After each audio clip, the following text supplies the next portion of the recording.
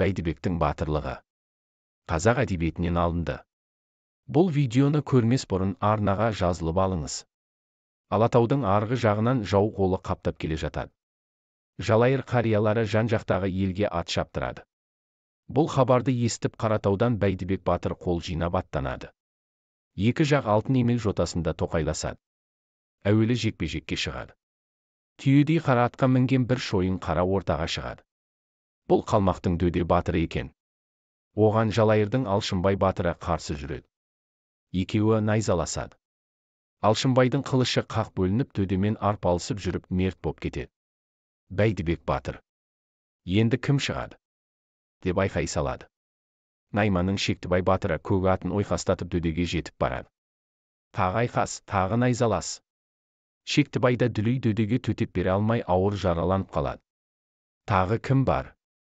Дегенде, жауға қарама қарсы қаптап тұрған сарбаздар арасынан ешкіммен шығамын дей қоймайды.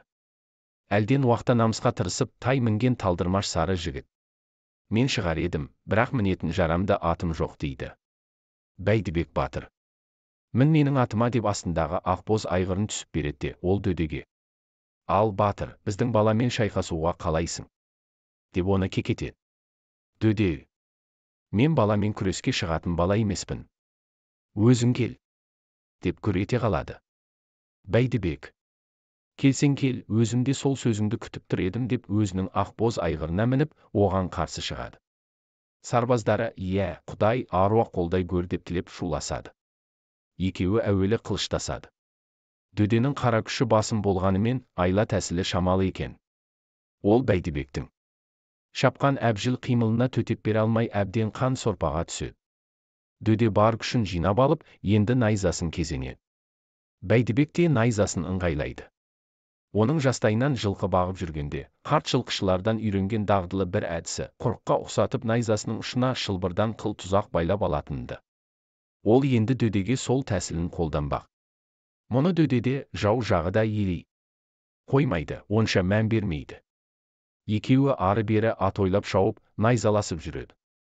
Бір уақытта Дөде оған оқтала бергенде Бәйдібек оның бұғыдай мойнына қыл тұзақты шалып алып, ат-матымен сүйрей жөнеледі.